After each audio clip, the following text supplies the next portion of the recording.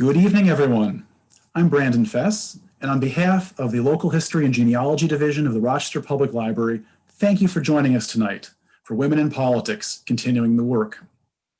Tonight is a terrific presentation. We've spent almost a year putting this together.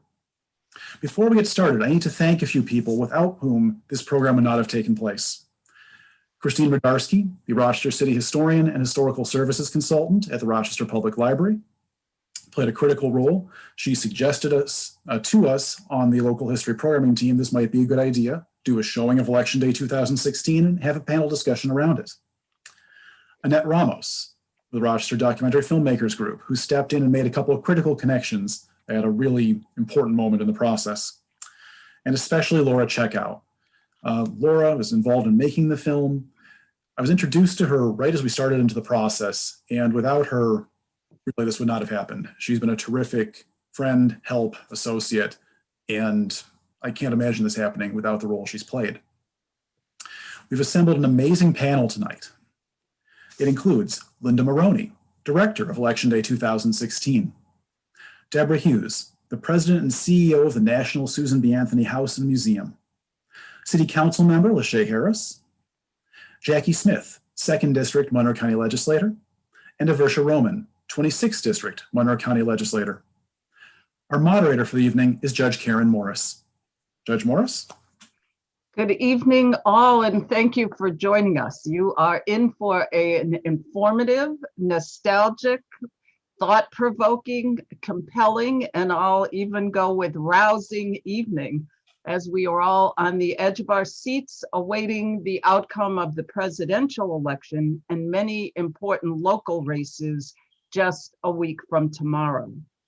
Our program begins with the screening of Election Day 2016, focused at the gravesite of the venerable Susan B. Anthony, to whom we all owe so much. Following the 15-minute film, we will be treated to comments by the film's director, that's Linda Moroney. And so here we go. Brandon, roll the cameras.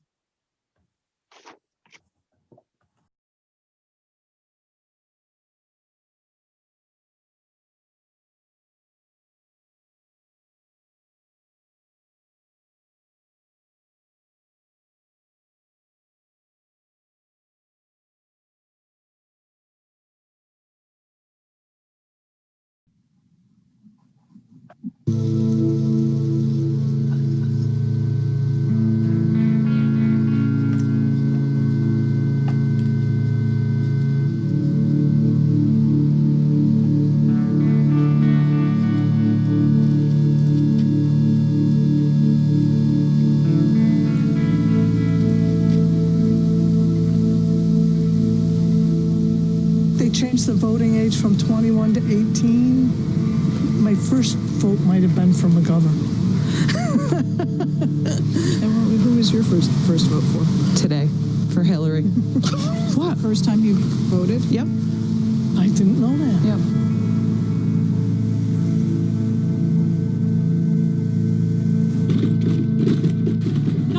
Amendment to the U.S. Constitution, passed by Congress June 4th, 1919, ratified August 18th, 1920. That the women of this country ought to be enlightened in regard to the laws under which they live, that they may no longer punish their degradation by declaring themselves satisfied with their present position, nor their ignorance by asserting that they have all the rights they want.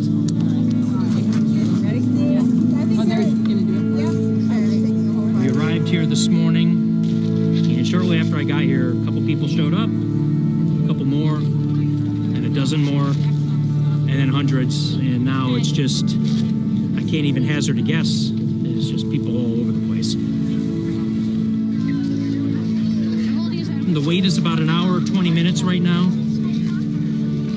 It's been quite a sight, I gotta admit.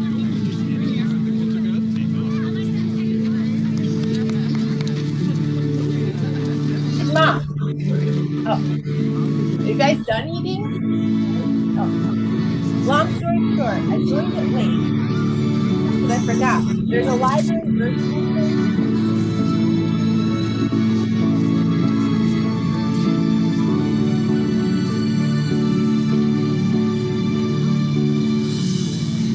I'm a World War II pilot.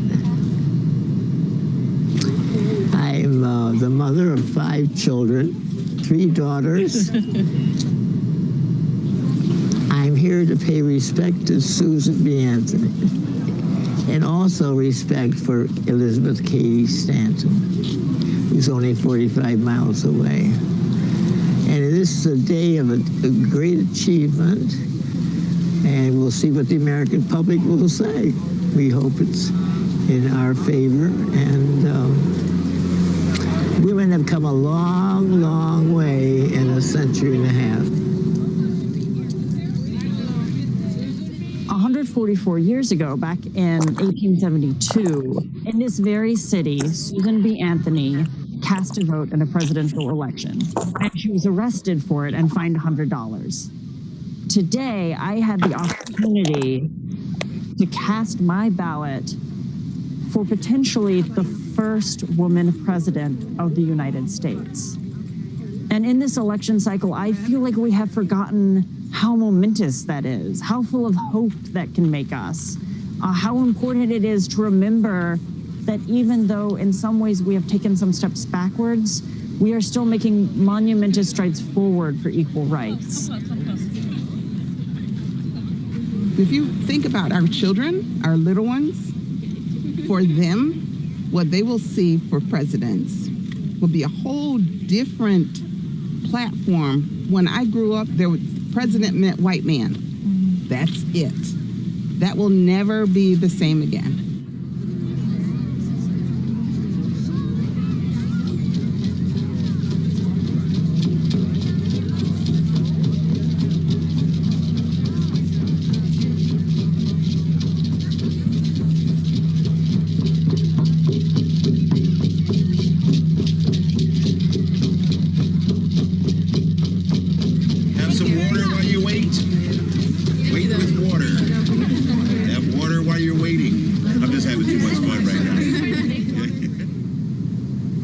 For Hillary. I'm not ashamed to say it.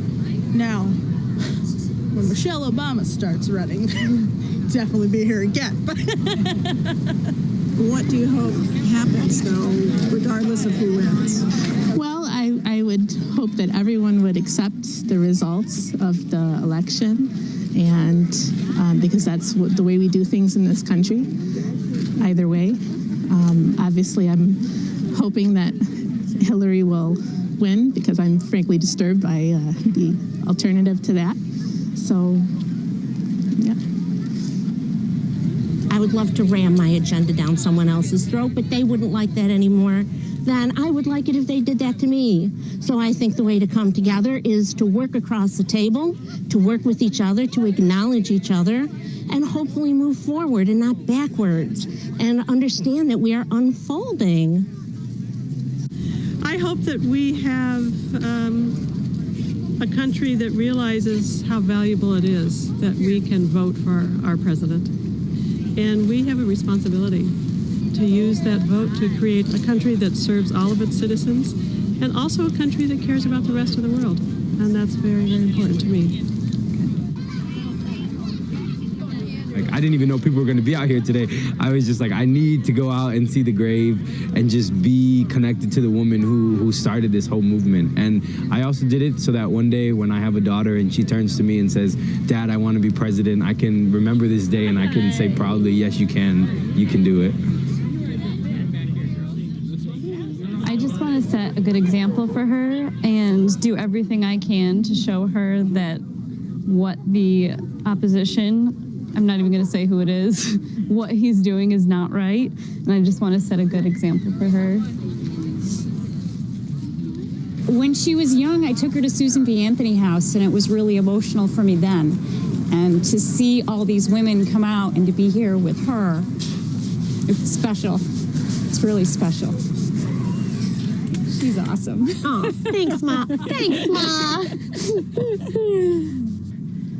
I went to vote, and actually my friend Judy called me, and I said, oh yeah, that's a great idea. So So I came because Susan B. Anthony is the reason I have a chance to vote.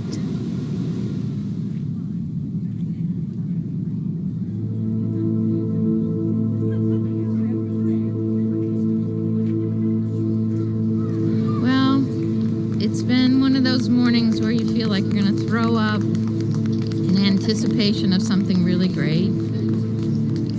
It's just this agita, excitement, and also a fear that perhaps maybe all those rights that you have right now might be taken away through executive order. So it's a real crazy time.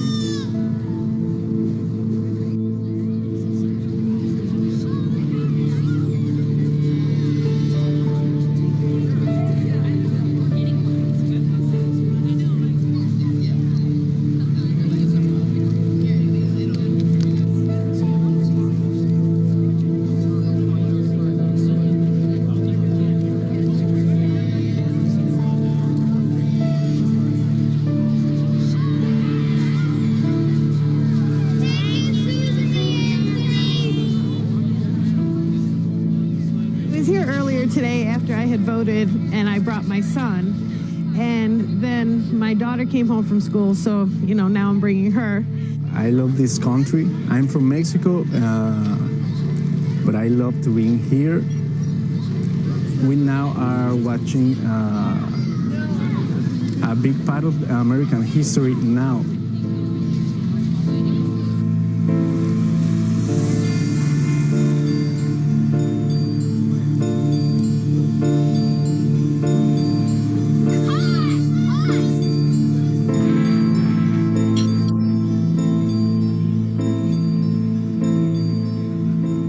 Wonderful legacy.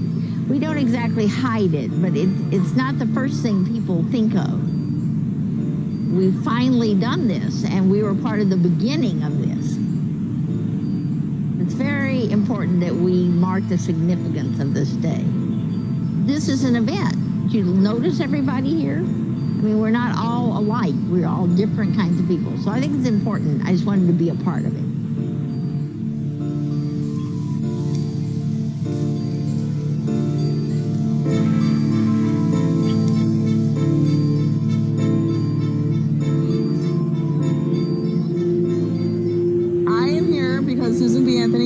Relative of mine, and I'm here to show my daughters that women can run, they do make a difference, and they can have a voice.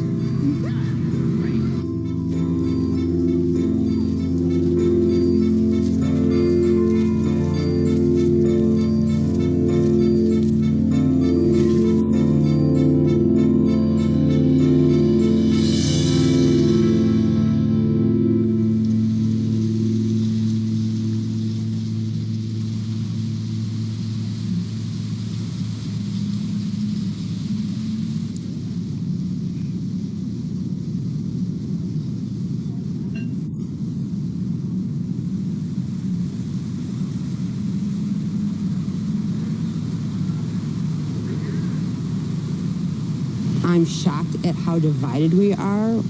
I'm shocked how much underlying hatred, bigotry, sexism is there. I can't even talk to my own husband. I watch the news upstairs and he watches the news downstairs for the last year because we'll start fighting. He sees Clinton and I see Trump, and immediately. So in one household, and we've been married 38 years, how are we going to do it as a nation? Do you think the country can come together? I think if we stop calling each other names, I think that would be a real start. I don't like being called deplorable.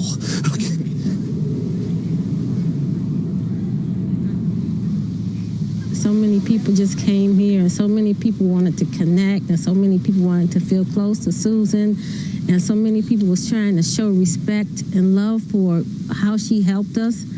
I mean, I know when she got arrested for voting, she knew that wasn't going to be the end, and she was ready to fight. She was hoping it went to the Supreme Court because she knew at that point her voice would be heard. And that's basically all we really want. We want our voices to be heard. Yesterday I felt like, you know, often life is half full, the cup half full, half empty, you know, you have to decide how you look at it. Yesterday I felt like the cup was totally full because I was here in this moment in time in history. And even though Hillary Clinton lost, I still feel that way about yesterday. I just felt like it was this miraculous gift to be here at this moment with the people of Rochester experiencing this. Change sometimes doesn't happen in someone's lifetime, and that you have to work really hard, but it will change. And you have to believe that if you're working on something that's long term. We now have the unknown. What is he going to do? What is he going to try and do? What is going to happen? My children, I have a fear for my children, my daughters and my sons. I don't feel more fearful one over the other. My heart is hurting. We're grieving. I truly feel as if we're grieving. Have another hug.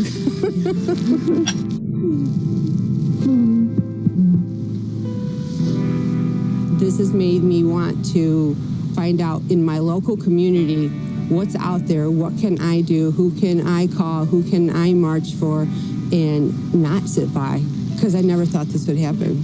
In a million years. And so I feel responsible that I didn't do anything other than vote, and I need to do more. I have hope, you know, and I know things could be better. So I'm going to just continue to try to be positive and put forth any effort to do good things, any good thing, because good things spread, you know, and just stay hopeful. Because like I said, my heart hurts, and, you know, I don't want to feel like this. So I'm going to continue to get up tomorrow. I'm going to rise and do something good and just stay prayerful. And I hope everyone else does too.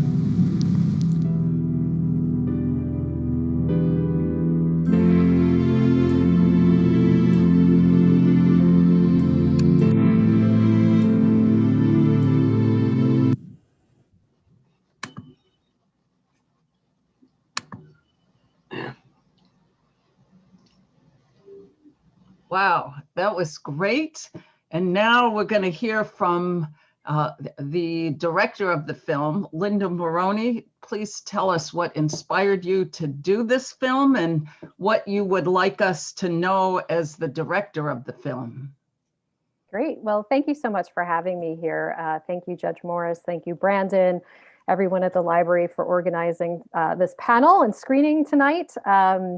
And it's an honor to be Zooming with this panel of really, really esteemed women. So thank you so much for having me.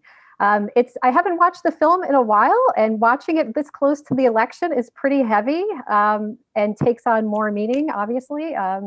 But this film, Election Day 2016, the film, not the campaign, came together really quickly, actually in 2 days.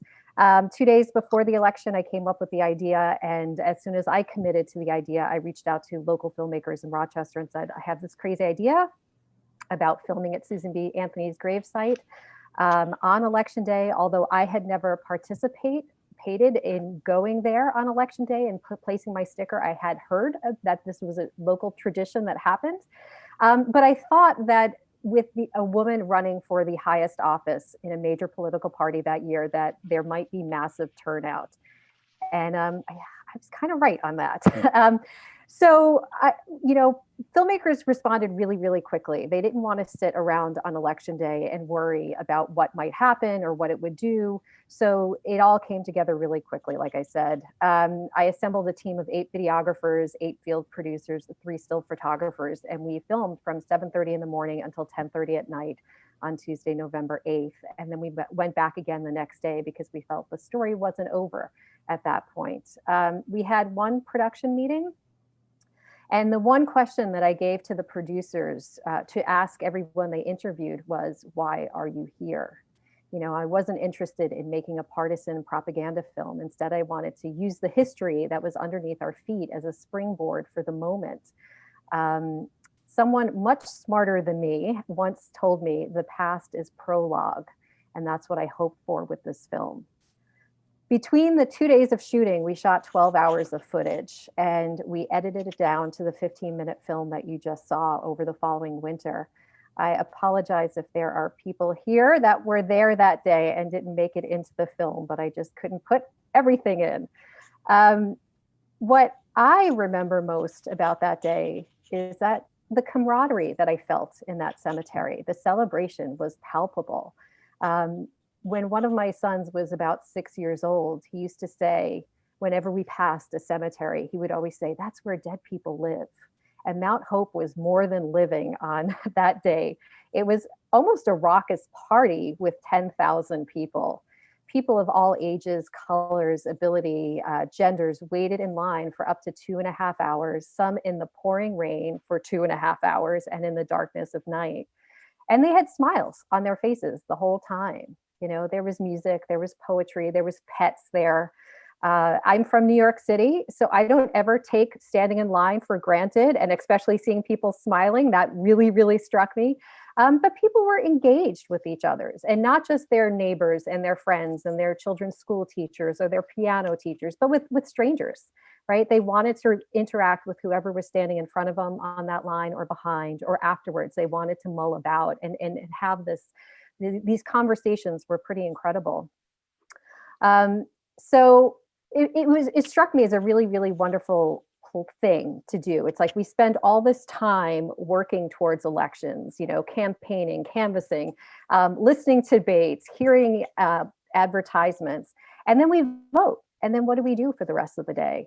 And this seemed like a really, really wonderful, positive way to celebrate an election on that day. And it clicked in my mind, and that, you know, afterwards, that this is something that doesn't just belong to us here in Rochester, but this is something that could be done in other communities other than ours as well.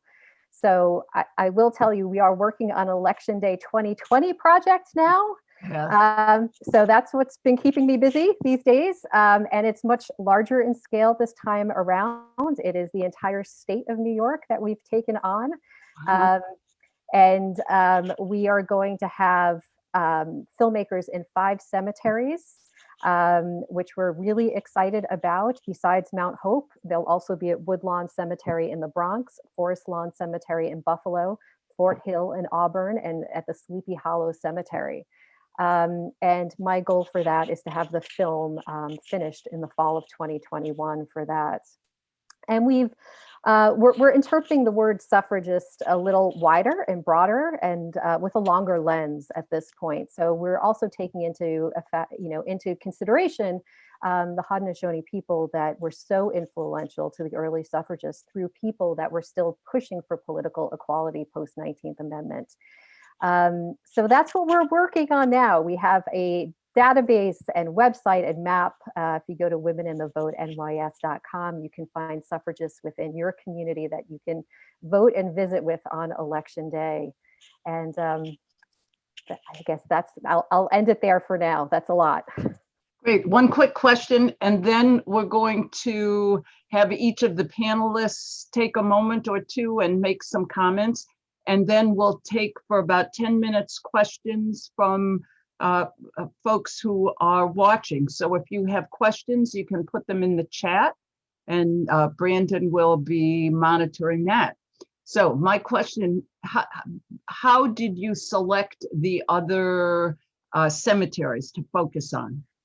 Well, in documentary, we often say form follows funding. So we had funding for a certain amount of cemeteries. And so we wanted to do some urban, some suburban. Auburn is much more rural, but also cemeteries where there were, more than just 2 graves or 3 graves. So we really wanted to focus on where there was a concentration, but also, there was specific people we definitely wanted to showcase, and be it Harriet Tubman in Auburn, Shirley Chisholm in Buffalo.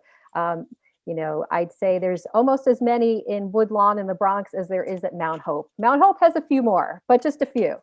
So it was a bit of everything. Sleepy Hollow was an interesting choice because there's about 6 buried there, and the cemetery wasn't even aware that there were suffragists buried there. So they were really excited, and it seems like that community has really come on board for this project. So that's really exciting. Great, thank you. Thank Let's hear a few comments from Deborah Hughes, who is the executive director of the Susan B. Anthony House. Deborah. Moot, yeah. It's a dangerous thing to be carefully and comfortably listening along. This has been quite a year for 2020. We hoped it would be an historic year, and we thought we'd be celebrating Susan B. Anthony's 200th birthday and the 100-year anniversary of the 19th Amendment and the Anthony Museum's 75th anniversary. But instead, we've got politics not as usual and a pandemic. And to me, it's a reminder of why Susan B. Anthony still has a brand that we're interested in. She's probably more relevant in 2020 even than she was in 2016. And there's so many different things that we could learn from Susan B. Anthony and from her past. She was one of the first ones who would have told all of us that what she said to women is, we must be up and doing, women. I can hardly sit still when I think of the great work waiting to be done. Above all, women, we must be in earnest. We must be thorough and fit ourselves for every emergency. We must be trained and carefully prepare ourselves for the place we wish to hold in the world. Then that question becomes, what is it that we want? What is that place? What is that change that we want to have? And Anthony, near the end of her life, there were many, many reporters who, one I was really amused at, who basically said, this silly idea of women getting the vote will never come to anything. That will never happen. But he was still so impressed that Anthony had had so much integrity. He felt he'd changed the world. She'd changed the world more for women than anyone else in any century before that. But Anthony herself said, it isn't Susan B. Anthony they applaud, it's her principles.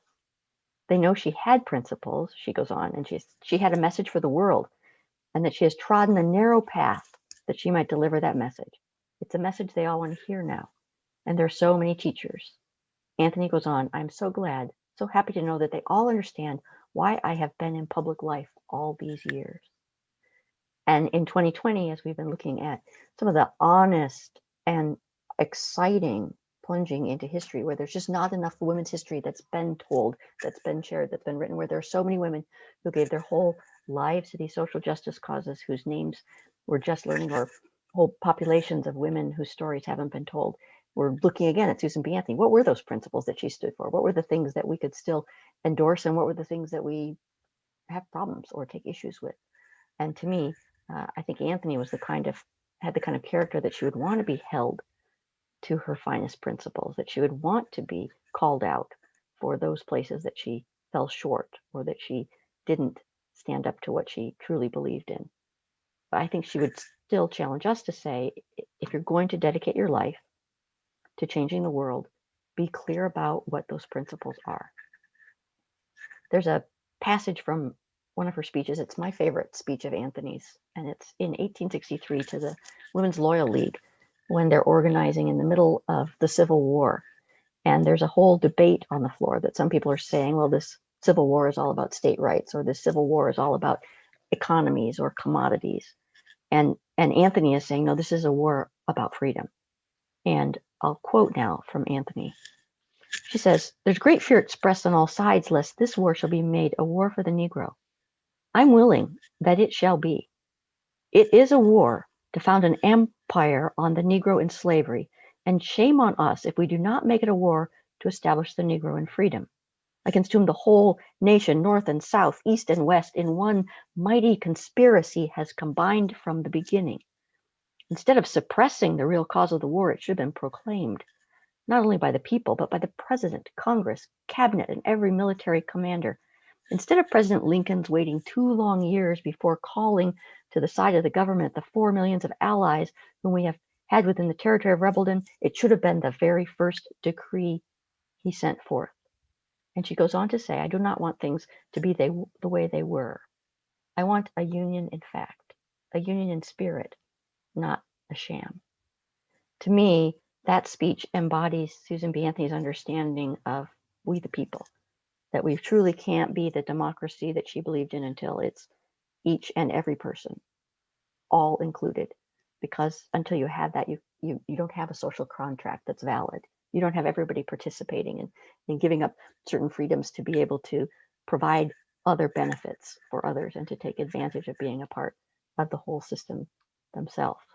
And so to me, one of the things Susan B. Anthony would want us to all ask of ourselves is, what do we believe in this moment in 2020 as we head to the election? What would be your vision? What would be the thing about what you would be passionate about? What is the purpose of being community?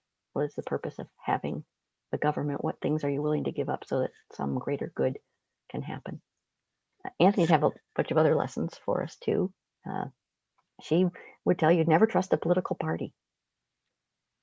People know that she voted the straight Republican ticket when she voted and got arrested, but they don't know that she believed that as soon as you align yourself with a political party, you always have to compromise on the party's agenda instead of pushing forth your principles and pushing forth good government and sound ideas. And so she would tell us all, don't trust a political party. So much can be gained by working with parties, but don't put your vested interest in it. Never owe your loyalty to someone. She also tells us to take care of your health. People don't know Anthony was a health nut. She took walks. She'd walk home from the train station. She believed in naps, and apparently she could take a nap just about anywhere, in the middle of a train station, in the middle of a saloon, on any afternoon. And she didn't overeat, and she believed in exercise. She also had some kind of strange things. She participated in the waters, and we're told she didn't even put warm water into her bath until she hit 80 years old because she thought that cold, bracing water would be good for your constitution. Oh. She also would tell you, get press. She believed very much that by getting press, you could be a part of the public image. Get good press if you can, but keep them talking. And I suspect that's one of the reasons why Susan B. Anthony is still somebody we talk about today. Great. Thank you. Wow. And let's go next to City Councilwoman LaShay Harris for a few comments about the film. Good evening. How are you? Thank you Great. for allowing me to be here. The one thing I think about as I look at all the beautiful women and men who attended is how excited they were to be in a cemetery in the dark and in the rain. As I grew up as a kid, I've often been afraid to be in the cemetery, and Susan B. Anthony has brought all these people together, her inspiration, and all the other women who's worked on the suffrage campaign, like Harriet Tubman and Hester Jeffries, and so many others that, I can go on and name, but, the legacy continues today. And what's important is November 3rd is a very important date that we're looking forward to, much like what was filmed on this particular day, when everyone's putting their sticker on her grave. And I think about how we're still dealing with the anticipation of this election that's coming up. And, there's these polarizing ideas on both sides. You have the one woman that mentioned in the video how her and her husband are on different sides. And there are families that's torn. There are friends that are torn because of their choices, their political party choices. And what's really interesting is Susan B. Anthony and many other women, and also men from the past, didn't care about those things. All they did was stood on their principle. And they forged a path for us today. And that's what I'm very happy to see, is that people can see through all of those things. And they're still working on trying to walk that walk and make sure that our vote counts. Make sure that we all have a voice. The one thing that I remember while I was watching this video is my grandmother always sat me down and told me how hard it was for them in the South. My grandparents came from Union Springs, Alabama, and they moved here from the South because of the Jim Crow laws, and how they did everything they could to suppress the Black vote. Of course, there were other things to suppress Black wealth, as well as Black, education, all those things. My grandparents moved here for us to have a better place, and the one thing she told me was that, participating in the voting process, so much that she became an election inspector and worked the election polls for 40 some odd years, even into her retirement. Wow. So, I mean, I'm excited about this and I'm very happy to be a part of this panel. Thank you. Absolutely. Well, she must be thrilled with your election. Next, well, let's hear from County Legislator Jackie Smith. Your a couple of minutes about the film, your reaction. Hi, thank you. Hi, everyone. I'm Jackie Smith. I'm the County Legislator for District 2 in Monroe County, which includes Clarkson, Hamlin, and Sweden. I just want to thank Judge Morris and Brandon Fest for having me here tonight. It's an honor and privilege to be with so many women, strong women from our community, a few of which I've had the pleasure of working with collaboratively in the capacity of County Legislator. Linda Moroney did an incredible job capturing the feeling and views in the atmosphere of Election Day 2016. It's not easy to capture and convey the intensity of the feelings experience, but she was able to bring that to life in the video, and that's what I really enjoyed while watching it. I really got a sense from people of how they felt that day, and just like LaShay said, just how excited they were, and they were there until it was raining and it was dark outside. So after viewing this, it left me with a warm spirit and a high heart for all women. In Monroe County, I feel so fortunate to be surrounded by such rich history. We're frequently reminded of the tireless efforts activists made so that we may enjoy the freedoms that sometimes we can take for granted. Susan B. Anthony has become a role model and an icon for so many women. In recent years, we have seen the voters, just like we did tonight in the video, who go to her gravesite and pay homage every year for the tenacity and the women's suffrage movement. Susan B. Anthony, along with others like Elizabeth Cady Stanton, saw voting as one of the most important duties we have as Americans. They believed in the power of many voices and speaking their mind and representing the communities where they lived. Women like Susan B. Anthony had the courage to show up when they knew that they'd be met with resistance. Women like us owe it to the strong female figures of our past and our leadership positions and make sure our voices are heard loud and clear. I'm humbled to be here this evening to discuss my experience with women in government. So thank you for having me, and thank you for putting this video together. Great, thank you. And let's hear from Eversha Roman, County Legislator. Hello, and thank you all so much for having me here as well. My name is Eversha Roman. I am the County Legislator for the 26th Legislative District, which is made up of Charlotte, Maplewood, parts of Gates, and Greece. I am humbled to have watched that film. I'm speechless actually right now when I think about the emotions that came over me. There are many emotions that came into play while watching the film just now.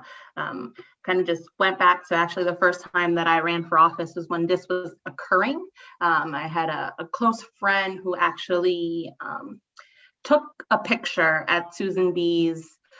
Anthony's gravesite, and that kind of started the awareness of this particular practice occurring. So it's kind of something that happens kind of in the shadows, if you will. A few people knew about it and were aware, but then one picture went viral.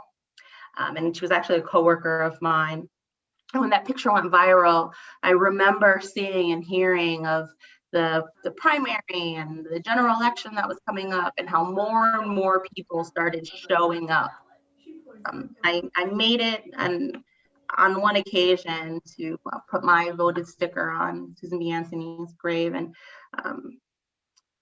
it's a moment of reflection. And I think that's what was seen. Everyone in the video, you can see that moment and that second of reflection and realizing that voting is much greater than just ourselves.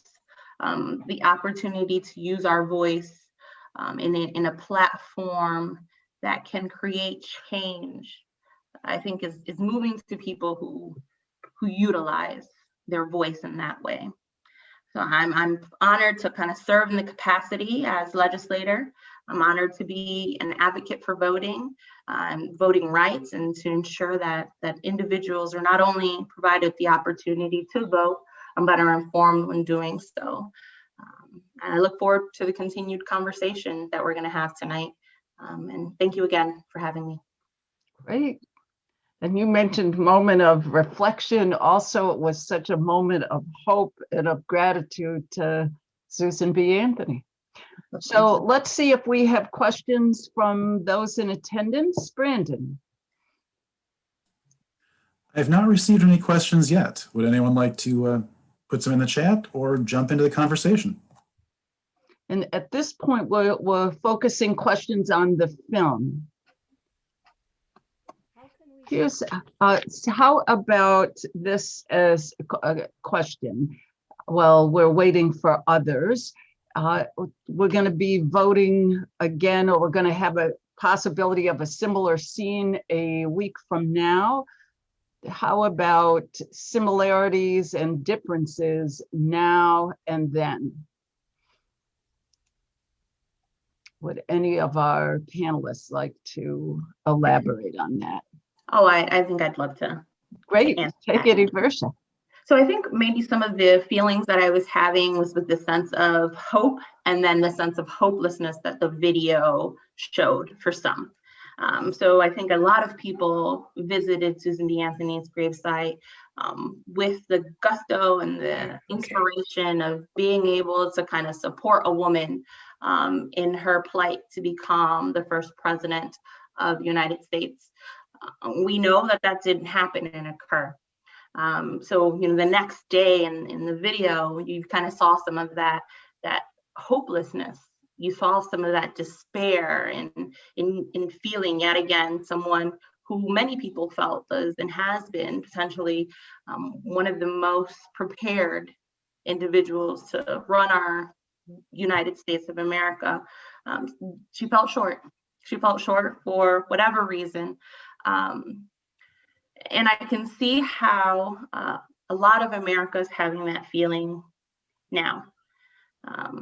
I can see how, and I'll be speaking a little bit about Kamala Harris later, but I can see how a lot of individuals are excited about the possibility of voting for a woman again at the top of the ticket.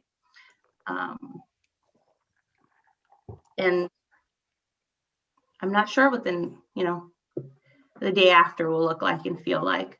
I think the video portrayed that reality, and I can see how it can shake someone to the core to think about what will happen in a few short days. I think we're about a few days away from election. Great, thank you. Anybody else want to comment on then and now? I think that Marjorie Karowe wants to talk, but sorry, it is not a question, it's a comment. Great. I'm trying to put this tactfully, but I probably won't be able to. Your comment where you say that Hillary fell short, in my heart, it was we fell short. It was not her. And if you look at the panel here, I'm looking at the people who tuned into this broadcast. Mr. Rochester Public Library, I don't know who you are, but you seem to me to be the only male on my screen. And that should tell us all something as women. We have got to do it ourselves. Women have always supported causes that have been espoused, I think, for all people. And now we have got to say, we have to do it for us, because if we get to have our voice, we will take care of others. Sorry, I'll get off my soapbox. Don't be no. Hillary did not fall short. We fell short. I couldn't agree more. And I think you should be one of the panelists with us. So thank you for sharing that. Marjorie Karowe, you should know, is one of the first presidents of this and creator of the statewide Women's Bar Association, going back to early 1980s, I think, was when it happened. 1980 was the year. There you have it. Other panelists want to address that, and if not, I think we have some more questions. Okay, Brian, maybe you want to give us another one of the questions, or the first question. You're on mute. Sorry about that. We have Maureen Murphym wanting to ask a question. Maureen? Yes, I put a chat in there, but I didn't get a response. But I wanted to share that about a year ago, August, I learned that my third grade aunt was one of the women who voted with Susan. Her name is Sarah Cole Truesdale. And it's just blown me away because I've been such a feminist my whole adult life. And to think that she actually voted that day. And I wanted to thank the folks both at Susan B. House and at Mount Hope for helping me to learn some more about her. But it's, you know, of all the people I could be related to think that I'm related to someone that voted in 1872 has just been really awesome. And say, Deborah, when she spoke, talked about the importance of unearthing some of women's history that has gotten lost. So Maureen, tell us the name one more time, and then Deborah, maybe you want to respond. It's Sarah Cole, which is my grandfather's last name, Truesdale. Great. Deborah Hughes, and do you want to comment at all? Yeah, it's so fun to look out. My office is at 16 Madison Street, so I look at the National Historic Landmark, and right next to that is 15 Madison, and that's where that's where she lived. That's where she lived, and I didn't know that really until this year. And I think this is an example. All right, so many. Rhoda DeGarmo was one of those people who voted and was indicted along with Susan B. Anthony, and died about 6 months later. And Rhoda DeGarmo owned the farm next door to the Anthony family farm out what's now under the airport. And Rhoda DeGarmo was a champion for the Underground Railroad. And we know Anthony said she fitted out in front of Harriet Tubman's today. I imagine I have a fictional story in my head about Rhoda DeGarmo, who was a whole generation older than Susan. When they ended the Seneca Falls Convention, which Susan B. Anthony didn't attend, she was not on board with women's rights yet. They reconvened in Rochester 2 weeks later. And it was Rhoda who actually said that she thought that since it was a women's rights convention, it should be chaired by a man. And of course, they had James Mott chair it in Seneca Falls because there were men there, Frederick Douglass and many others, and a man couldn't chair a promiscuous assembly where there were women and men sitting together because a woman wasn't supposed to speak and have authority over men. But here's this Rhoda DeGarmo, who's 73, we think, 72 or 73, and she's one of those who meets with Susan B. Anthony and Sarah Truesdale, and they marched down West Main Street, which right past what would have been City Hospital then, and go to that barbershop or shoe store, we don't know which, and cast their ballot, but really believing, I think, did they think they were breaking the law? Or would they think they were just setting precedent? That this 14th Amendment that said everyone born within these borders is a citizen now said that women, in fact, could be citizens. And isn't it a right and a responsibility of citizens to vote? So I think it's wonderful, Maureen, to have living connections with this history that's someone, Mary Ellen Sweeney shared one of Susan's diaries that says Sarah brought her coffee and sandwiches when she was in prison. And so it's just amazing to think that, wow, she was there. And I can't figure out why the rest of my family didn't know about it and didn't ever say anything about it. They were Baptist farmers, pretty conservative. And whether she was the black sheep and they just made believe she didn't, she was married to an attorney and lived on Madison Street. Karen, can I just kind of step in and answer that question? The reason we don't know about it is that women are really bad at saving their own history. It's in our attics, our pocketbooks, the trunk of the car or something. We don't take our own history seriously. Only at certain times when there has been a kind of thrust, an organized thrust by women, do we go looking for our history. In all other times, our history has not been written because we have not been writing it. Yeah. So I implore all of you, look up your history, look up, your family history and get it out there, get it out to your family, if nobody else. And I'm also educating my family, and I'm going to take my great nieces to Sarah's grave on election day if I can. It's in Mount Hope, and so I'm hoping they'll go with me. Great. Here's a, wow, interesting discussion. We only have a couple more minutes in this section, and there's a couple of questions for Linda. So one of them is, how can the film be shared with others? And will some of the people from the first film, 2016, be interviewed again 2020? You know, I'm not sure. I'm not forcing people to go anywhere on any day. You know, now it's a little different for me making this film with all this early voting. So, you know, people are going out now. I mean, you know, are putting stickers on headstones already at this point. So I have no sense of what it'll be like on election day. So it's ethnic McFarland. I think so. But I think so we don't necessarily know if we'll have the same people or not. Got it. And how, if somebody wants to share the film with others, how can they do that? Sure, there's various different ways. One, there's DVDs on sale at the Susan B. Anthony House gift shop or online. And we are going to release it publicly that people can stream it. They won't be able to, RBG. Yikes. Ruth Bader just fell, but that's okay. I'll address that in a moment. We are, like I said, we are going to put up a link before this election because I think it's really important for it to be out, but people can stream it. But if they want to have it for their collection, they can buy it through Susan B. Anthony House. Great, thank you. And Jane brings to our attention that there are a number of suffragettes who were from Rochester who haven't, again, as Deborah said, their history hasn't been well known by many. So Jane, do you want to comment and tell us those names?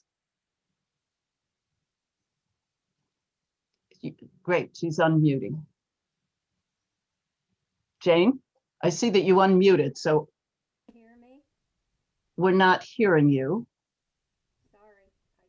Maybe there's a problem with her microphone. Let's do this. I'm going to read the names that she's reported, and Jane, if you fix that, we'll give you your time to speak. But she's referencing Hester Jeffrey, Hester Jeffrey, Lillian Rawld, Helen Barrett Montgomery.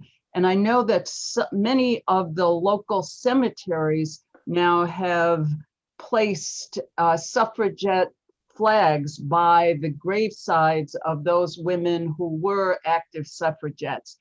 Deborah, maybe you know more about that effort, and we'll close out this part of the program with comments you have about local suffragettes. There's so many that we're learning about. Jean Brooks Greenleaf, whose husband was a congressperson, but she was the head of the New York State campaign and is an amazing woman to study. I think there's a piece too around women's history. Not only have we not kept the history and we've not recorded the stories, but in some cases the stories are more vivid and more real than and that's part of why they aren't told. To me, there was a piece about this as we were going into the 2016 election. I remember in my experience working for a trucking company shortly after college, before we really had laws that protected people from sexual harassment, the kinds of behaviors and expectations that were a part of the culture then, even to the point of, what we see in the movies was really true, that there was pressure for women to sleep with their bosses to keep their jobs. But I don't think that women would have gone home and told that story, not to their families or to their sons or to their husbands or even to their sisters. Some of the kinds of circumstances, some of the amazing courage that women have had as they deal with the calamities and the challenges of life. Sometimes the stories are so powerful, so unbelievable, and yet so true. for so many women. And I think that's a piece, and that's what we find. We'll find a name like Sarah Truesdale and then go explore the story and discover this is so much more interesting a story than we expected. Susan B. Anthony, when her brother got shot after publishing an editorial that someone disagreed with, she gets a telegram saying he's been mortally wounded, and she comes to Rochester thinking there's going to be a family funeral here and he's going to be buried up at Mount Hope Cemetery. But when he arrives, they put her on the train and send her off to Kansas, where he's lying, he's slowly bleeding to death, and there's no antibiotics, there's no open heart surgery, but they've discovered if they put pressure on his heart, it slows the bleeding. And who would have thought it? Susan B. Anthony spends several weeks tending to her brother as a nurse at his supposed deathbed, and in 9 weeks he's back at the newspaper publishing more editorials. And that's the kind of story that women from the 19th century and the 20th century can tell when we experience their lives. There's just so much more richness and courage and conviction and drama. And I'm so excited that we've uncovered so much and that we're beginning to really uncover more. There's just so much work for us to do. Great, thank you. So we're now going to go into what we might call part 2 of the program, where I will pose a question to each of the panelists dealing with women and politics, and each will have up to 10 minutes to respond, and then we will take questions. Let me just tell you what the gist of the questions are so that you can have an idea and sort of frame this part of the program. One is going to address the importance of the female vice presidential candidate. One is going to talk about how campaigns are run today, given the pandemic and the lack of opportunities that normal campaigning includes. We're going to talk about how important it is to know the right people and how you can go about making those connections in order to run for office. And then we'll finish with some more comments from Linda about filmmaking of political events. So we're going to start with Deborah Hughes, once more executive director of the Susan B. Anthony House. And this is the question for Deborah. Oh, and let me just, before I pose that question, say at the end of this section, we will also have about 20 minutes for additional questions and answers. So feel free to put questions into the chat, and Brian, as Marge said, Mr. Rochester Library will monitor those. Okay, so the question for Deborah Hughes. Susan B. Anthony demonstrated mastery in multiple areas of political leadership, from inspiring to organizing a movement. Please give us some examples of lessons from the career of Susan B. Anthony that can be applied to women in politics today. Deborah. Thank you. I jumped a little bit ahead and started answering this question I was anticipating earlier, so I won't go as long here. Sure. I think, as I mentioned already, Susan B. Anthony would say, first of all, we have to understand what our principles are, what we really believe in, what we're fighting for. And often what Susan B. Anthony would use as the standard bearer, which you proclaim was an outcome, but it was really grounded in a principle. The idea of no taxation without representation. Susan B. Anthony's sister Mary, who was actually the one who owned the house. Susan never owned the National Historic Landmark that carries her name. Her sister and her mother did. Every time Mary would pay her taxes, she entered a protest.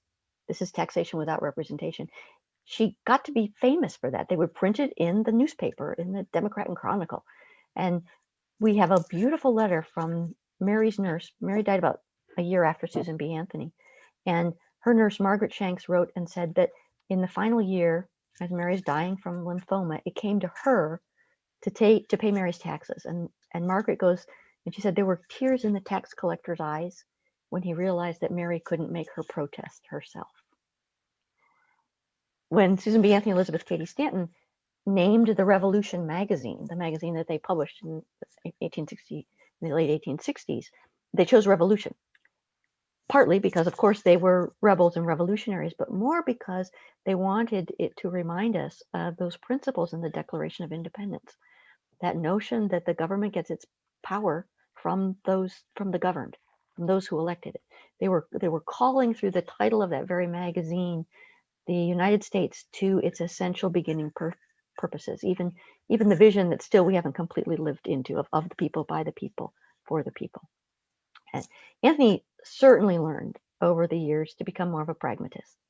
She never hesitated to express her opinion, and she was totally willing to put herself on the line, having worked for going to all 62 counties in New York State to champion for the abolition of slavery. She got much more virulent reactions to her work as a person who was fighting against slavery than in any other work that she did. She would go into a hall and they would toss pepper into the pot-bellied stove, which in effect was like having tear gas. It would create air in the room that would make your eyes water and you couldn't breathe, and the people would run out, not being able to stay and listen to the speakers. She and Frederick Douglass were burned in effigy in Syracuse, and she learned that you would be, if you are powerful and if you have something to say and you're being heard, then Susan B. Anthony would tell you, then you should expect the backlash.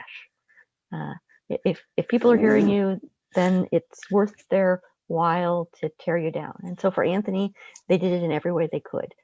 They discredited her femininity, they discredited her voice, they discredited her height, they discredited her sexuality, they discredited the people that she worked with, they discredited her religion, anything that they could to make Susan B. Anthony as unappealing as possible to the public.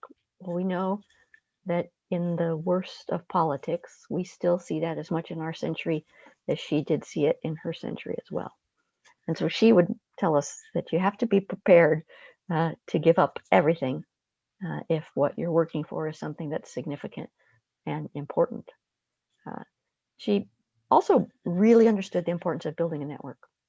There's this funny picture that we have, and I'll put it up behind me now. And it was put in one of the magazines when she was in her early 80s. And it's got Susan B. Anthony sitting in her office. And I'll move so you can see Susan back over there. And there's all these pictures of these people. And they're all these women. Well, this is a silly picture. It looks like Susan's doing nothing. She's just sitting there. And we know that there were about 2 minutes in her life she did nothing. She was always, they called her the general because she was always organizing and motivating. But because this magazine was coming to see Susan B. Anthony in her 80s, because they saw her as a figurehead of the movement, she wanted the picture to show so many other people, so many other women who were involved and engaged. So she gathered as many pictures as she could, and she put them there on her desk so that they're all a part of it. And this, she always believed it wasn't about her, it was about a whole movement. Although she was one of those people who was a pioneer. She said once, she was into succession planning. She said, we should all try to live as to make people feel there's a vacancy when we go, but do not let there be a vacancy for long. We had a responsibility to get people ready to take over, to continue the march, to continue the work, to continue the progress, that was absolutely critical. And that was a part of her organizing, getting people together. She had this format that she'd use for her letters. First, she would say to people, she'd say, oh, Linda Moroney, it was so wonderful to work with you on that film. We love the work that you've done, but I would like for you to connect with Karen Morris and Marjorie, because they have interests that I think that you would really enjoy, and you should spend more time with them. And oh, by the way, if you have any extra money, send it for the cause. And that was it. Thanking you for something you did, connecting you with some other person, not with herself. And then, okay, let's put in the fundraiser just in case there's an opportunity for that to come. She was always building a network. In part because what she was about was social change, not about getting elected to a particular office. The world into which Susan B. Anthony was born didn't think women were fully human or valued, certainly not in front of the court of law and absolutely not in the ballot box. But she also saw that for people of color, for Indigenous people, it was not a world in which every human being was deemed to have value and worth, but that's the world she believed could come to pass. And so she had to change hearts. She had to change minds, not just change laws, not just change expectations. And we still have so far to go. I mean, the thing about the 2016 election was still that moment. There still were people who thought, well, maybe we're not ready for a woman. Really? What would it take to be ready for a woman? What does it take? I mean, I hope that someday we'll see that to be an absolutely silly, ridiculous question. That we really would, as Susan B. Anthony would hope, elect people on the basis of their qualifications. We certainly have elected many people on the basis of little or no qualifications.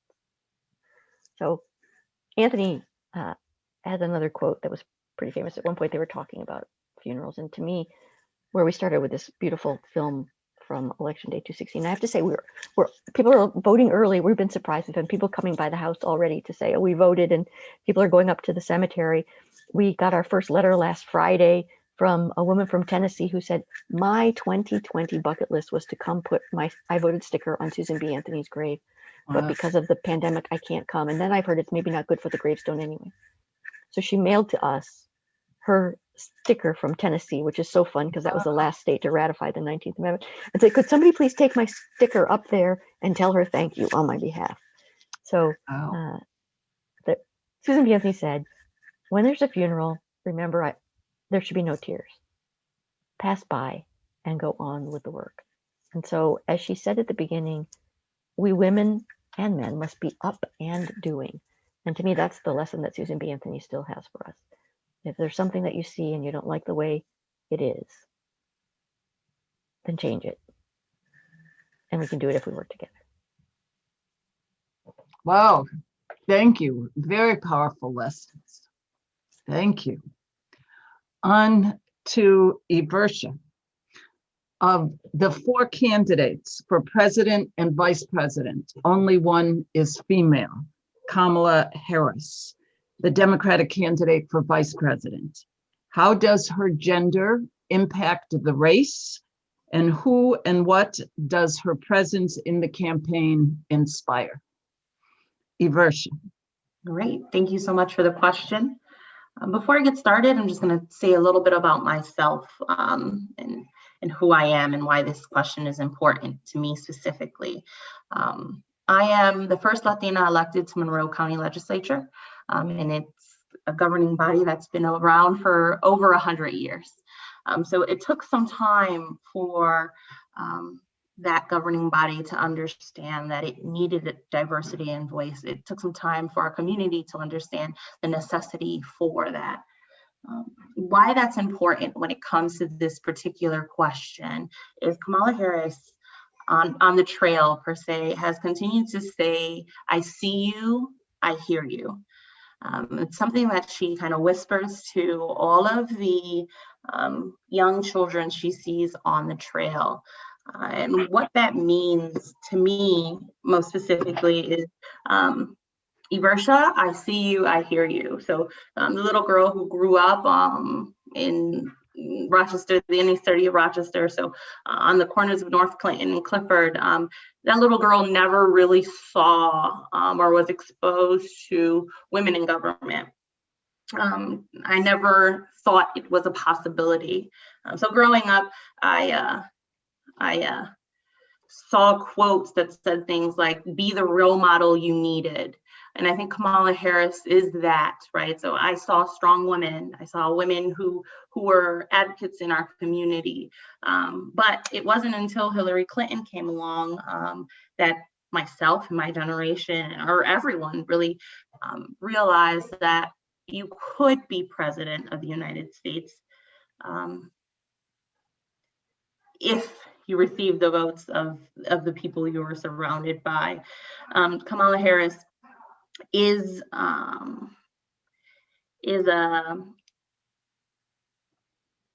a reminder that the ambition of Black and brown women does not need to stop at a certain pay grade or a certain level of power or prestige, if you will.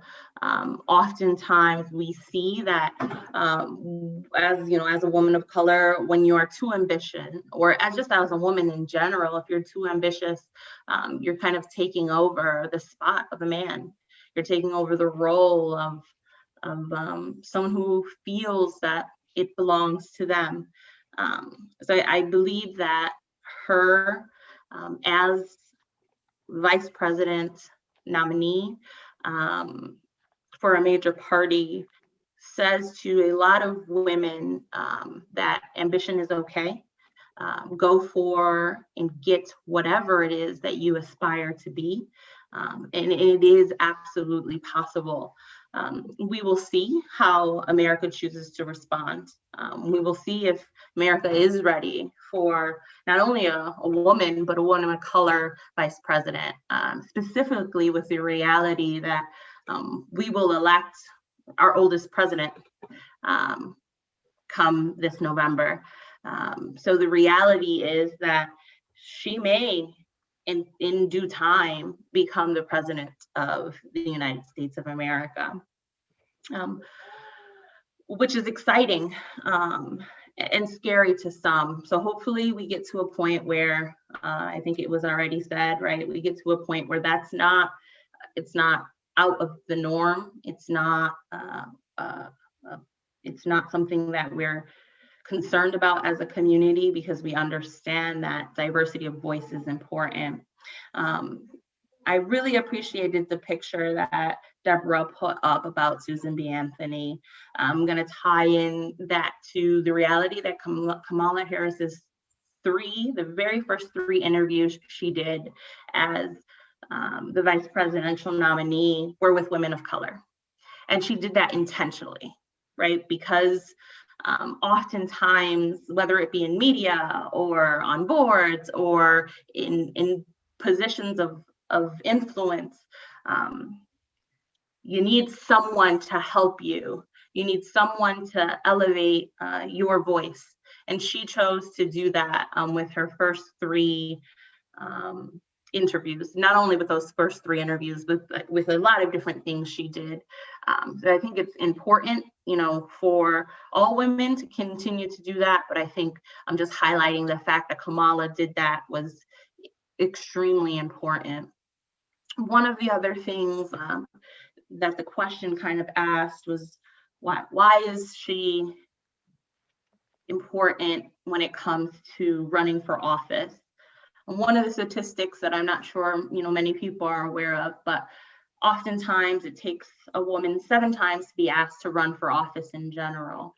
Running for office is it's really difficult. You've heard earlier that you have to be willing to lose a lot to put yourself in this particular position. She, ultimately has been questioned on so many things, but she answered yes. She answered yes to running for office, and has been called out for and has kind of stood her ground in saying it's okay to talk about myself. It's okay to acknowledge the work that I've done and to stand my ground and to be a strong woman. And it's okay. It is absolutely okay to do so, but she still gets some pushback from that. Oftentimes as women, it's kind of one of the things we get some pushback on, we get questioned about, we even maybe get called names for being self-promoting, right? So we grow up, specifically within my culture, we grow up humble. You grow up dotting your I's and crossing your T's. You grow up with a sense of respect for elders or respect for men in a different way. And it's oftentimes that philosophy clashes with the way society flourishes.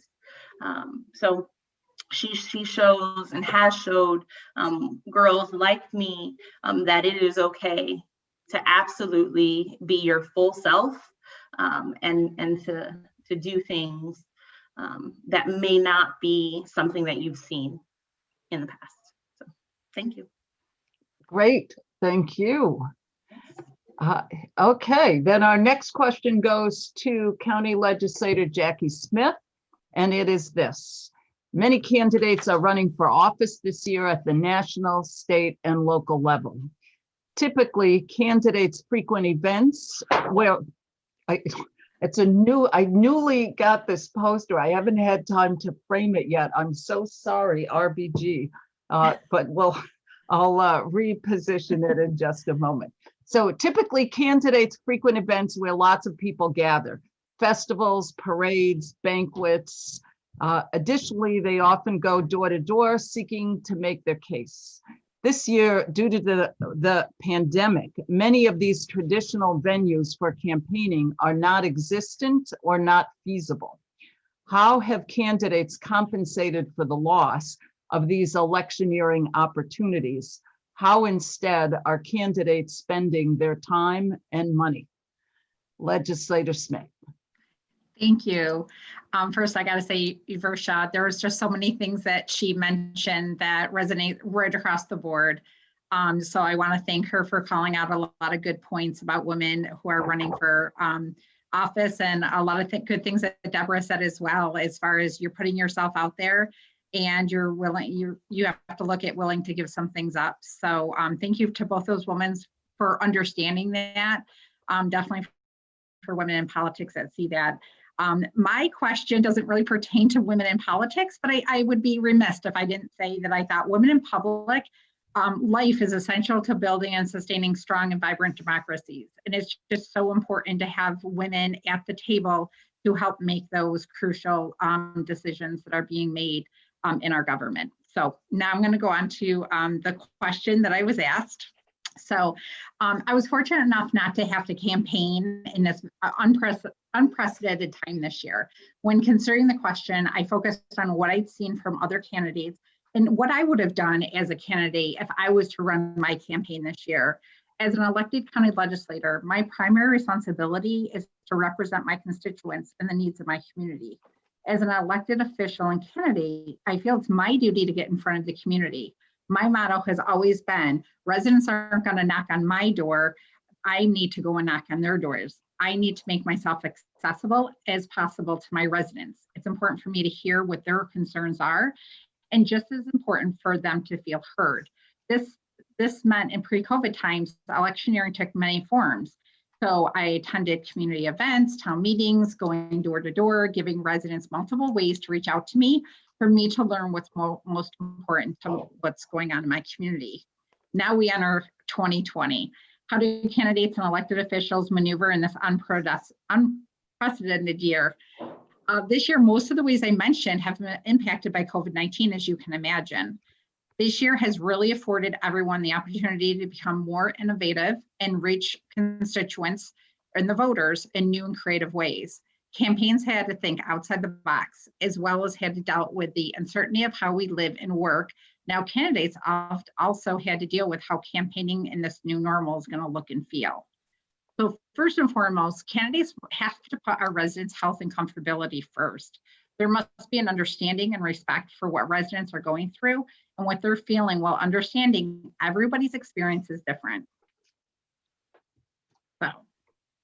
So let's look at a few electioneering strategies and how they haven't been impacted this year. So advertising, such as commercials, direct mailers, and yard signs.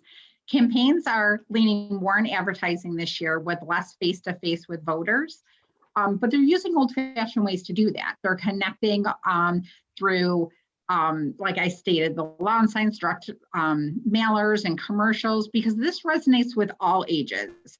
It's tried and true, and it's a great way for candidates to get their name in front of voters. Knocking on doors. We all know knocking on doors this year has definitely been impacted. It's one of the oldest ways for candidates to get out in front of voters. This approach gave candidates a one-on-one conversation with voters at the door, making them feel comfortable to be able to talk to the candidate about issues that are important to them. Now in COVID-19 times, we have residents who are worried about answering their door. They don't want to take handouts from someone. And the whole masking, when you answer your door, you automatically have a mask on your face. So while knocking on doors isn't necessarily happening this year with candidates, I think we're still seeing some candidates walking around neighborhoods, taking advantage of nice weather and just the chance to see residents outside to generate conversation in a safe distance. But again, really taking the cues from the voter and seeing if they feel comfortable to be able to have that conversation.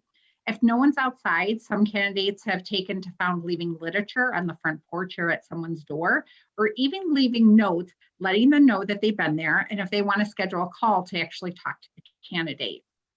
As a legislator, I've been just reading mass to household, but in the interest of public health, as I go to each door, I leave it at the doorway. I let the person know when I talk to them on the phone or when I email them to let them know that I'd be dropping it off within 1 or 2 days and that it would be on their front door. And I've even sent them through the mail if that was easier for them. While I wish I could be interfacing with my constituents directly, face-to-face, I recognize the importance of leading by example and following the guidelines issued by the CDC and our local healthcare leaders. So fundraising, and I'm sure the other candidates that are on the forum with me tonight know fundraising in normal times is hard. Fundraising in COVID-19 times is even harder, not only due to the social distancing, but our current economic stress that's on the households and businesses that we have. So some candidates have continued with some traditional fundraisers, but probably much smaller venues, much smaller invitee list. So some have turned to social media to raise funds. Some have gone to raising money by sending out non-invites, which is a letter to donors, letting them know that all the great accomplishments they've made, but also what they plan to do if they get elected. So these non-attending events are really the safest way in COVID-19 to fundraise this year. Many fundraising events have moved to platforms like Zoom and Facebook Live, where anybody can join in.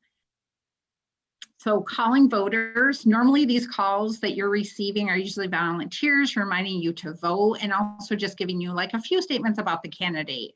But this year we're seeing where some of our local candidates are actually making the phone calls themselves. I think they're taking advantage of more people being home and more willing to pick up the phone and have that one-on-one. This gives the resident a time to actually tell the candidate what they're thinking, and it gives the candidate a great time to, a great way for them to listen to the concerns and even connecting them to much needed resources. As a legislator, I've made an effort to reach out to my constituents and my residents and community over the last couple of months, and just really listening to them and their concerns and connecting them with different services that they were looking for. So community events, as we know, a lot of our parades and just summer events have been canceled. Some events have been happening outdoors, so it does give our candidates an option to actually attend. Majority, so I have been in the summer and the fall, so candidates normally during these times would actually approach a voter, shake their hand, have that more intimate conversation with them, handing flyers out, and that's just not happening this year. I think you really have to take the approach that you have to, do that eye contact with that person, see, taking the clues from the actual voter to see what their comfort level is before you actually approach. And for me, I attended a few events this past summer, handing out sanitizer and face masks. And I really would just make that eye contact with the resident and allow the resident to approach me and making sure that they felt comfortable that way. And probably the biggest thing, so the question definitely, where is all the money going to? And it's definitely going to social media. Social media is where we see campaigns shifting more resources to. As voters spend more time with various media outlets like television, internet, streaming service during COVID-19, this definitely is the area where people want to make sure that they're putting their campaign finances to. So it's a little different. I think candidates in the past years might not have embraced social media as much as they have had to this year. They've definitely been forced to embrace it and activate their digital muscle to engage voters online. Candidates are having digital meet and greets, helping residents get to know who they are and that you're a real person. So it definitely gives you a platform to do that. They're also hosting virtual town halls, via live stream, webinars to offer ways for voters to ask questions and have an informal conversation with a candidate. And you can do that right from your dining room, your living room, So I definitely think our candidates are embracing that.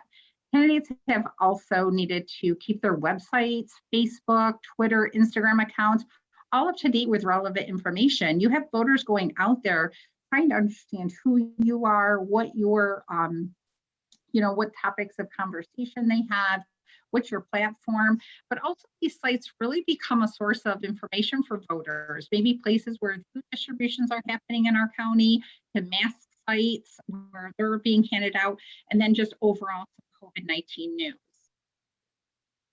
Great, thank you. Challenges. I just have a few more. Oh, I'm sorry, go right ahead. No, you're fine. I know, I took a breath there.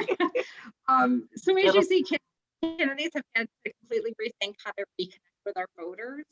All that is ordinary has been upended, and candidates have found new ways of interacting with voters, volunteers, and donors without the benefit of a handshake, a face-to-face interaction.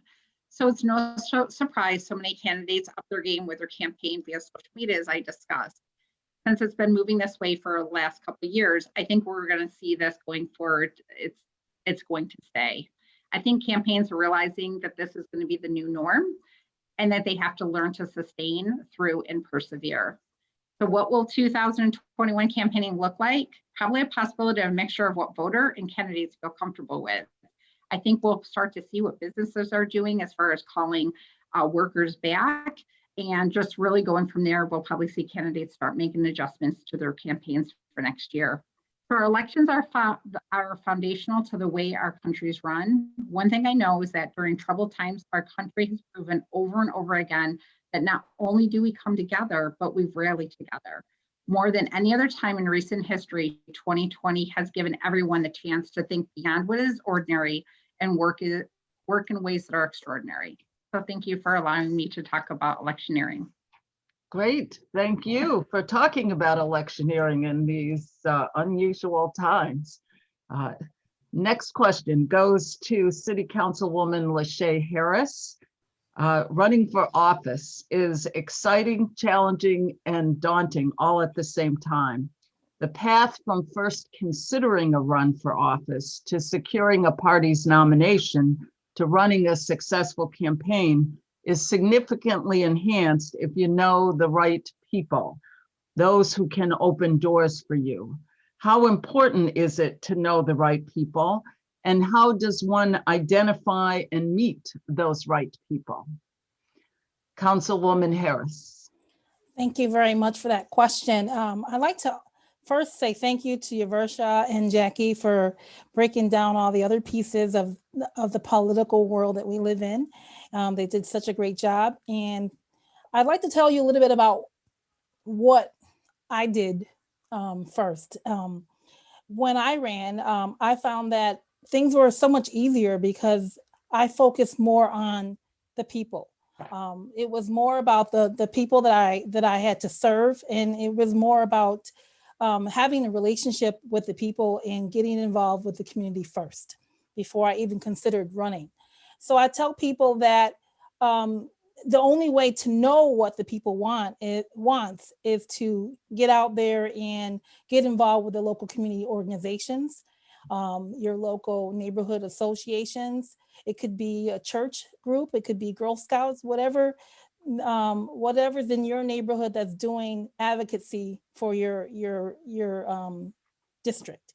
I had humble beginnings, and I started volunteering with the 19th Ward Community Association. So initially, I was doing a little bit of everything. We were participating in trying to figure out ways to increase our membership. We were organizing. We were doing all these different things to help include other members of the community to be a part of the 19th Ward. So organizing was a big deal. And then the other piece that we worked on was to work on trying to make sure that our schools were having the proper education for our students, helping with the spelling bee, helping out our students with trying to learn better by organizing volunteer members to come and assist students with their homework. Those are the things that we worked on. So I think about my personal network first, the network I had accomplished through my local organization. of the 19th Ward and other various organizations that I volunteered with. So the first thing you do is you think about your network like a layer, like an onion, like there's multiple layers of your network, your initial network, like an onion. So the core of your onion is your family, your friends, and the people that support you unwaveringly. Those are the people that you can count on. And then you branch out to your professional circle, which is your coworkers, your community organization, the union you may belong to. Any of those things can help with your professional network. And then you think about the people that you like to reach out to, which is your donors, the potential donors. But before you get to that point, is you work on your professional circle and your community circle. I think about when I ran for office, I basically had an opportunity to work on other person's campaigns, other professionals who are looking to get on to become, I apologize, other professionals who are trying to become city council or mayor. I worked on their campaigns first, and then that helped me determine on my pathway to become a professional as city council. We worked on various things like GOTV, community, the Get Out to Vote, the local political races. I worked on getting involved with folks. Let's see. What's a big resource for me was the Monroe County Board of Elections. We worked on getting petition deadlines, a number of signatures that's needed. I find that during my campaign, we basically had an opportunity to I'm sorry, I'm getting nervous. We had an opportunity, Doing great. We had an opportunity to expand on my network circle. My network was based on my role in a city council and serving the 19th Ward Community Association. What I'd like to add to that is Susan B. Anthony was a person who worked strongly with her advocacy as an abolitionist. Her roots came from her father. And when I think about myself and other candidates who are trying to get on to become politicians, you got to go by what your initial roots are, your circle. My roots came from being on the 19th Ward Community Association, working with Baden Street Settlement, trying to work on campaigns to get out information about voting. That's been so helpful. And expounding on my professional network has been helpful.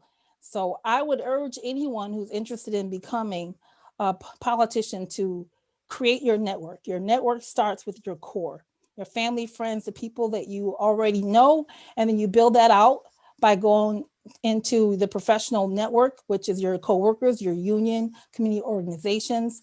And then you can build that out to your donors, your potential donors. You can work on things like the social media is another way, as Jackie had mentioned, for you to get out information about yourself and learning more about the community. The social media networks like Facebook, LinkedIn, as well as social media, Facebook, LinkedIn, as well as the Twitter. And virtual meetings are basically something that I would say that's been much more helpful in the process of getting out the information about the candidates.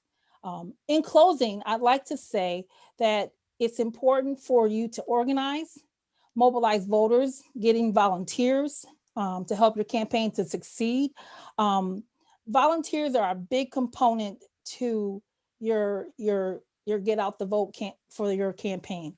I find that young people, as we go out to register young people to vote, you organize by getting them to consider volunteering when you're going to do get out to vote organizing, or when you're trying to do the voter rolls, when you're trying to get people to register to vote. That's another way to get people to work on your campaign. Campaigns succeed when you have relationships. Relationships are a big component of that. You can't just build relationships as you're trying to campaign. You build upon those relationships over time. So it's important to start with those relationships that you already have and you build out. In order to get more relationships, you just make sure you go to meetings, you meet more people, you go to other candidates, fundraisers. The one thing that I found that was very helpful is the Monroe Democratic Committee meetings that they have. I volunteer and I will participate in anything that they have coming up. I'll go to other fundraisers for other candidates to participate in those, and also donate my time. And that will get you an opportunity to network with other folks who are interested in running or who are in need of your assistance to help them with their campaign. In that process, you learn more about how it is to become a successful candidate. Again, like I said, the Board of Elections is a great resource. They give you all of the things that you need, the tools, voter lists, petition deadlines, the required number of signatures that you'll need. The one thing that I tell people is you want to make sure your family understands what you're trying to do. Make sure that your family is okay with it. I had to talk to my husband and make sure that he was in agreement with me running. The biggest challenge I found as a female is, we have to do more than just be a candidate. Many of us are holding down full-time jobs. We're moms. We're doing we're balancing the soccer practice. We're doing all these other things that moms do. We have to cook. Of course, there's the wifely duties.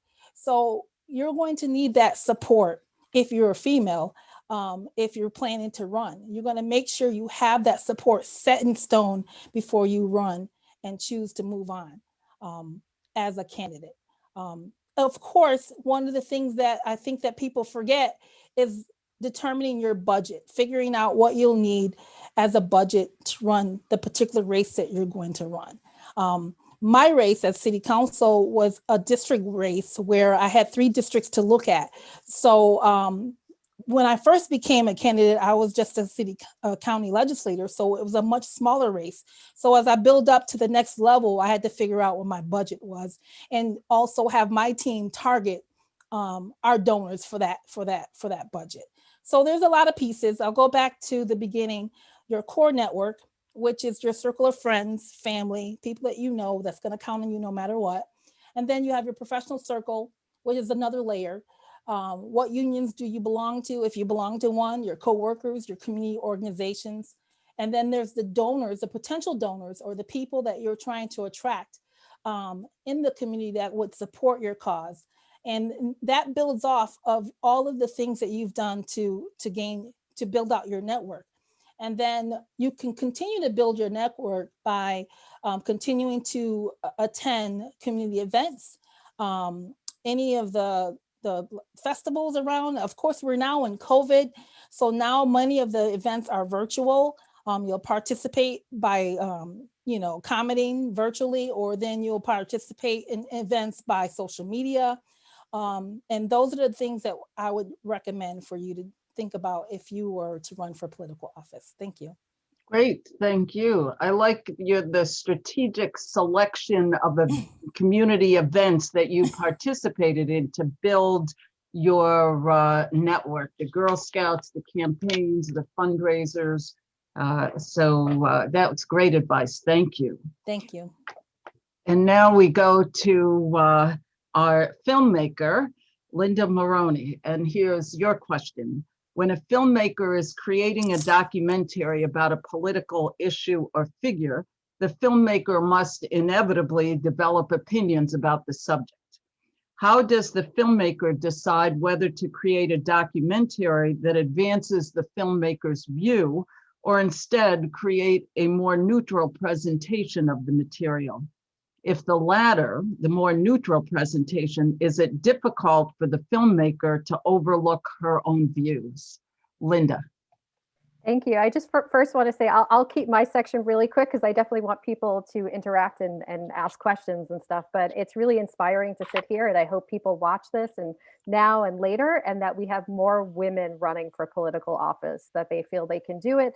There's tools out there to support them. So here for that. Also, documentary filmmaking is usually not a very lucrative sport. So often documentary filmmakers make political ads on the side, just sharing that. I have not, but a lot of them do, just so you know. So authentic documentary film really sits in the sweet spot on the pendulum between journalism and propaganda films. This is true for political films, for biographies, for true crime documentaries, for nature films, or any subgenre of documentary. Audiences have a level of expectation for honesty and accuracy when they're watching these films that they don't anticipate from fiction filmmaking, nor should they. So ethics becomes really integral into this field, more so than any other aspect. All documentaries have a point of view, even if they are those nature films. Sometimes they're really hard to see the point of view. Sometimes it's really, really obvious. But they do have to be truthful. Like, it can't just be one thing or the other. Journalism is about objectivity, or the quest for objectivity and straight facts. And propaganda is really about intentionally misleading and misrepresenting the truth to influence public opinion. So documentary doesn't want to be doing any of those things. The original definition for documentary film was created by this Scottish filmmaker and writer named John Grierson, and he called it the creative treatment of actuality. So while you need to be accurate with your information that you have and that you share, you need to wrap it in storytelling. Again, it goes back to those two pieces need to go together. So for example, if you are telling a story about the Civil War, I'm just taking that as an example, you don't have to tell all the events in sequential order. You can, reveal the information out of order, but you can't misrepresent when it happened. You can make it more interesting in different ways, but you have to be accurate with the truth. I think, all humans develop bias, right? From when we're kids, where we go to school, our parents, our neighbors, do we have dogs? Do we have cats? So, this happens through us since the beginning. But as we approach adulthood, and hopefully throughout adulthood, it's our duty to shed those biases as best we can. And for authentic documentary filmmakers, this is part of the process all along the way, and that we need to continuously think about, whether it's who do we interview, who do we not interview, like who do we think it's important to give voice to, what questions to ask, in what order, are they open-ended questions, or are they really leading? How do you light a subject could be really important, or, how you frame them. Are you really tight and close in, or are you seeing their hands being, ringing on their lap? And then once you collect all that footage, you have to put it together, and you have to really let go of what you think was there when you were there shooting it, because it may be different. You may be very emotional in the moment, and you need to come back again with clear eyes to see it as if it's for the first time. In documentary filmmaking, unless you're making a film about something that's completely all happened in the past, stories are evolving. And so we don't have a script going in. And we create the architecture for the film and the story in the editing room. So then we start crafting scenes together, and how we put one shot next to the other, or a scene next to another. It can create irony or humor or foreshadowing. What we leave on the editing floor that we think is not important to put in, we have to think about that. Do we use narration? And narration's a huge thing. Who gets to write that? How do they choose the words? Who's reading the narration? What tone are they inflecting? Music, that's a very emotional thing. It could make something very funny, or really sad and tragic, how it plays over a scene. And these are, I'm generalizing here. These are only a few of the choices. There's probably 8 or 9 million choices that go into making a film. And we have to sit and think about those at every minute and say, is this truthful? Is this right for the film? And be aware of both of those things. For the 2020 project, and I'll close it up here because the producer in me is looking at the clock. For the 2020 project, we had our first production meeting with a few of the teams yesterday, and I talked to them about really we're crafting questions that are of nonpartisan nature, that people will give us passion in their answers. They will be very partisan in their answers, and that's totally fine. But it's our duty to be as non-partisan as we can in how we shape those questions and how we ask them. It's our responsibility to create a space and share voices, different voices of various communities around our state. So I will end there since I see the time and I'm worried about people not being able to ask questions. Thank you. We actually don't have questions in the chat. Is that, Brandon, you're confirming that? So that's correct. Let me ask if there's any questions from the floor. Here's a question then that while folks are thinking about questions, that's a statement that resonated with me, and that was Iversha comment about Kamala Harris's first 3 interviews being with women of color, that she was utilizing her position to elevate women broadcasters who might not otherwise get that attention. I don't know, Iversha, maybe you want to elaborate a little, and I'd love to hear from Marge Karowe on this issue and the background for women lawyers, because I think women lawyers did similar things in helping each other. Absolutely. Yeah, I think it is a philosophy of movements. You lift as you climb. And I think Kamala Harris did that in a very tangible way with those first 3 interviews. I think it was noted and known that maybe journalists who are more well-known are provided with opportunities because of their network to kind of get these kind of interviews in the past, have been boosted by Kamala and her awareness of the necessity to do that kind of thing. I found it to be inspiring. I think oftentimes when you are the only one, you want other individuals kind of like you in the room. And unfortunately, to date, we still have to create space at those tables for ourselves sometimes. Actually, something that I would like to share here is that a very wise judge once told me while I was networking in very, great rooms, if you will, introduce myself as just this high energy candidate. Hi, my name is Iversha Roman. I'm running for Monroe County Legislator. And the response was, that's fantastic, but honey, how are you going to do that? You're not a white man. Wow. Yeah. And it took me aback, but it reminded me of the reality of how we need to lift when we climb. We need to be aware of the realities of the rooms that we want to be a part of. And I think LaShay kind of talked about some of the grit, some of the aspirations that she had and how she climbs.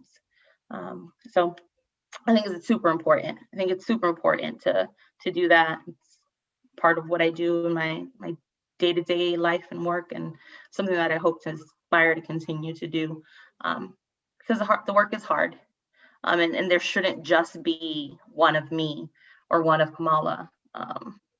It shouldn't be an anomaly.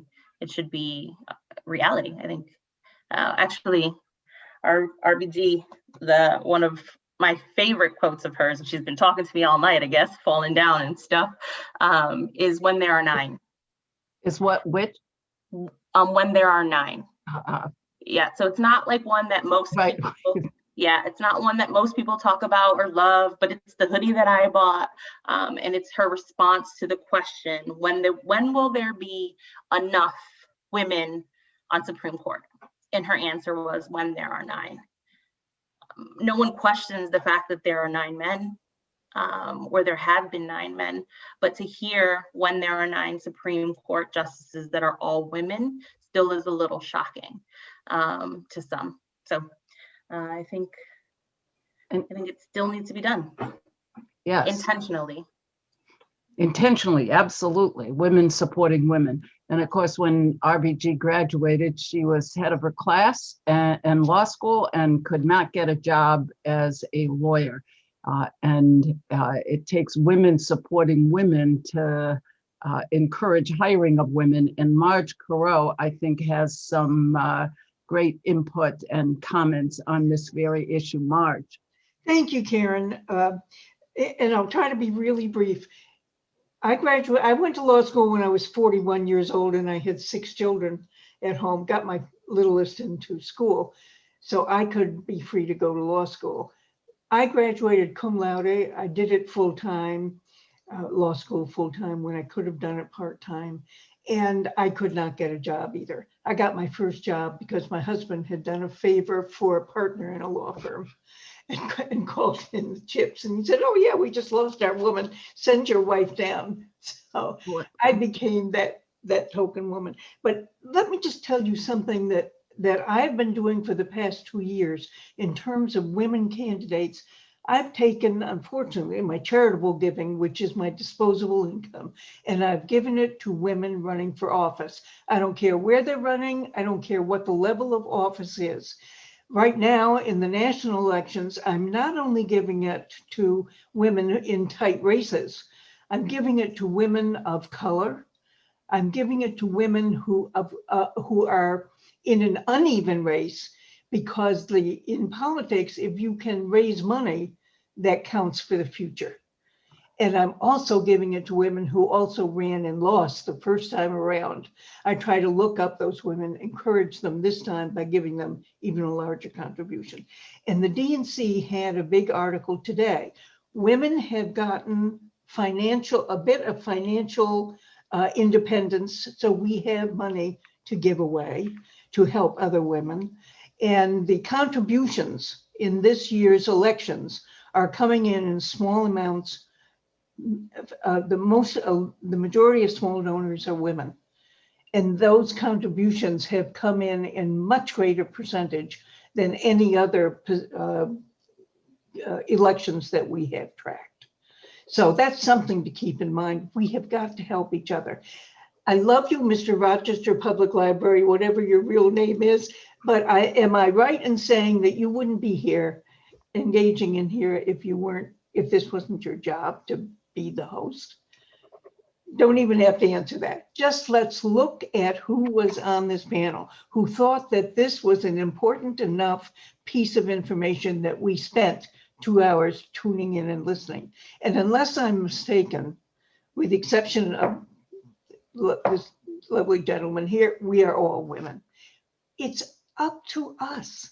We have got the lift and climb. That's what we've got to do.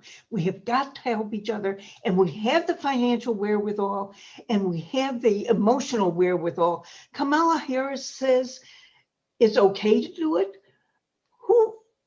Who will do it if we don't? Of course it's okay. If we don't help ourselves, who will? So I guess if I have one message, I want to give you all a big hug and say, come along with me. Let's help other women. Yay, thank you. Thank you. And our Mr. Rochester Public Library is Brandon Fess, and he's a wonderful organizer. Do we have time for a question or two before we close? Are there any other questions? Okay, then, wow. Thanks to our great panelists and to the Rochester Library. Women in Politics is the title of this program. Women in Politics have come a long way and will keep on trekking. And I would add that we're in good hands of the great female elected officials, some of which we've seen here tonight, and many more elected and being elected. I don't need to tell this group, I'm sure early voting is underway. Election day's next Tuesday. We'll all look for each other at the polls or by a mailbox for those voting absentee, and or at the Susan B. Anthony gravesite again on election day. So thank you all, and Brandon is going to close for us. Thank you.